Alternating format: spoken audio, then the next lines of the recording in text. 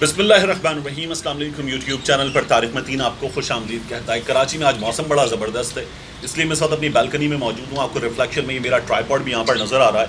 बादल बरस रहे, मौसम बहुत अच्छा है, लेकिन ये मौसम सबके लिए अच्छा नहीं है। मुर्तज़ा वहाब के लिए बिल्कुल भी अच्छा नहीं था आज ये मौसम।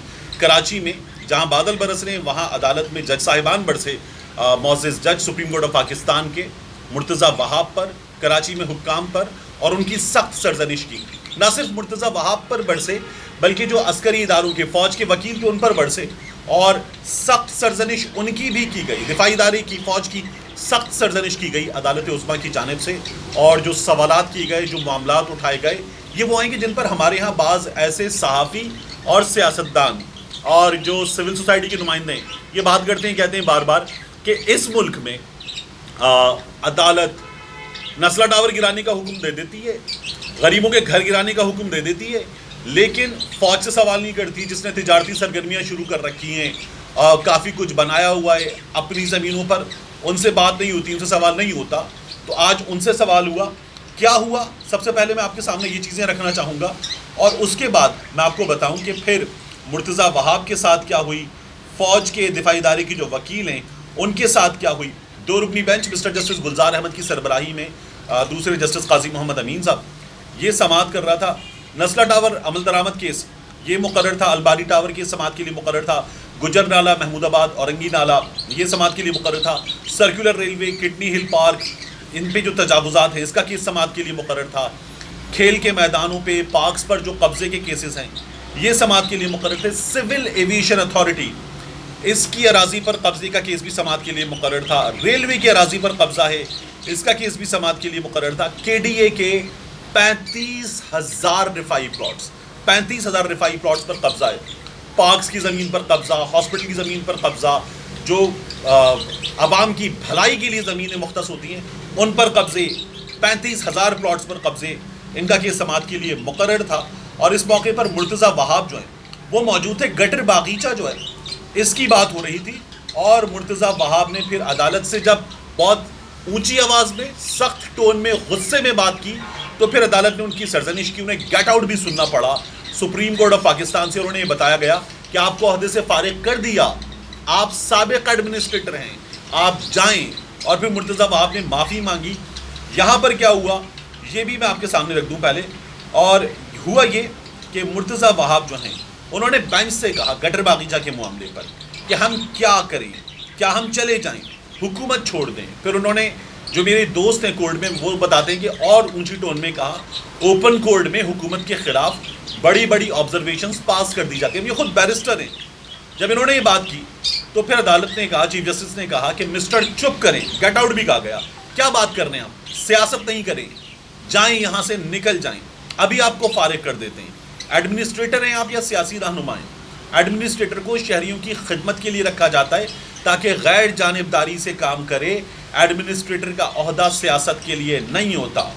फिर चीफ जस्टिस ने कहा कि अब गटर बागीचा पे बात कर रहे हैं, KMCC की सोसाइटी पे, आप जाएं, आप बाग़ इब्न कासिम और हिल पार्क ये भी अपने नाम करा लें, फ्रेयर पार्क भी ले लें। कितने पार्क्स चाहिए कराची में? ख़त्म कर दें रहे सहे पार्क भी, अपने अफसरों को बांट दिया आपने सब। कहाँ होता है ये? जिनका काम कराची म्यूनिसिपल कॉरपोरेशन है, जिनका काम पार्क्स को बसाना है, वही ज़मीनें अपने घर लेकर चले जाते हैं। उन्होंने कहा ये जो बाक आइलैंड है क्लिफ्टन में, इसके जितनी KMC की बिल्डिंग है आप सब अपने नाम करा लें। कराची आपकी ज़ाती मिल्कियत है, ये तमाम आपके पास अमानतें हैं। और फिर उसके बाद जो है उन्होंने कहा मिस्टर जस्टिस गुलजार अहमद ने कि रिफाई प्लॉट्स पर तो तामीरात हो सकती हैं, क़यामत भी रिफाई प्लॉट्स जो हैं, किसने सोचा था कि रिफाई प्लॉट्स पर तामीरात हो सकती हैं? क़यामत रिफाई प्लॉट्स जो हैं वो रिफाई प्लॉट्स रहेंगे। वक्त आ गया है कि KMC की सारी सोसाइटीज़ हम ख़त्म कर दें। KMC वालों ने सोचा सब बेचो अपनी मर्ज़ी से, रिफाई प्लॉट्स बेचे हैं, खूब माल बनाया है।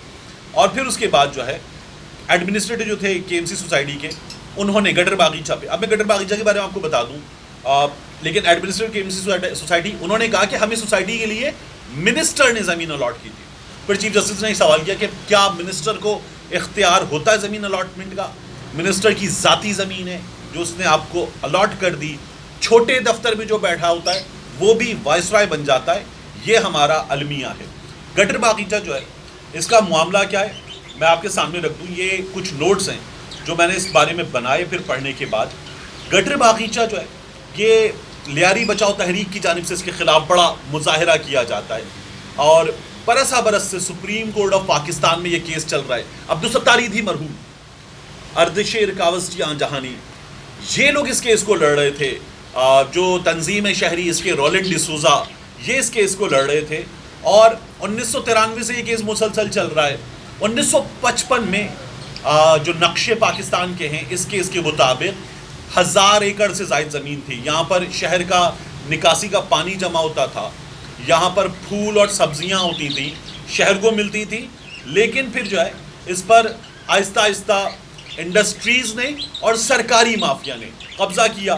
یہاں سوسائٹی بن رہی ہے اور یہاں سے پانی ٹریٹمنٹ ہو کے سمندر میں چلا جاتا تھا، اور اب گٹر باغیچہ کے اطراف میں اس وقت پاک کالونی سائڈ ایریا کے ٹاؤن ہے، گٹر باغیچہ کی اراضی پر کراچی میونسپل آفیسرز کی رہائشی کالونی جو ہے اس کی تعمیر ہوئی ہے، اور لیاری بچاؤ کے کارکنان نے اس پر احتجاج بھی کیا، گرفتار بھی ہوئے، لیکن سنی نہیں گئی ان کی۔ سپریم کورٹ جو ہے اس کو سن رہی تھی، اس پر مرتضیٰ وہاب جو تھے وہ کہتے ہیں ہم کیا کریں، ہم چلے جائیں۔ اوپن کورٹ میں حکومت کے خلاف بڑی بڑی آبزرویشنز پاس کر دی جاتی ہیں، تو پھر ان کی یہ سرزنش ہوئی۔ اور میں آپ کو بتاؤں، یہ جو میں آپ کو بتایا تھا کہ فوج کا معاملہ ہوا کیا، عسکری پارک جو ہے یہ بھی زیر بحث آیا۔ اس کے علاوہ جو دیگر کراچی میں فوج کو دی گئی زمین ہے اور وہ کمرشل پرپزز کے لیے یوز ہو رہی ہے، اس پر بھی بات ہوئی۔ عسکری پارک میں کمرشل سرگرمیاں اور شادی ہال انہیں بنانے کے معاملے پر جو وکیل ہیں انہوں نے کہا کہ دفاعی ادارے کو ایک معاہدہ ہوا، اس کے تحت پارک دیا گیا تھا۔ چیف جسٹس نے کہا آپ کو اس لیے دیا گیا تھا کہ اس پر قبضہ نہ ہو، آپ کو تو پورے پاکستان کا کہا گیا ہے کہ اس کی حفاظت کریں۔ چیف جسٹس نے یہ کہا آپ کو کمرشل سرگرمیوں کے لیے دیا گیا تھا پارک۔ بہت غصے سے انہوں نے پوچھا کہ کیا آپ کو پارک کمرشل سرگرمیوں کے لیے دیا گیا تھا؟ ہم نے کمرشل سرگرمیاں ختم کر دی ہیں۔ وکیل عسکری پارک نے جب یہ کہا تو یہ ثابت ہو گیا کہ کمرشل سرگرمیاں اس میں ہو رہی تھیں۔ انہوں نے کہا ابھی آپ سے حساب مانگ لیں تو آپ کیا کریں گے، بتائیں اب تک آپ نے یہاں سے کتنا پیسہ کمایا ہے۔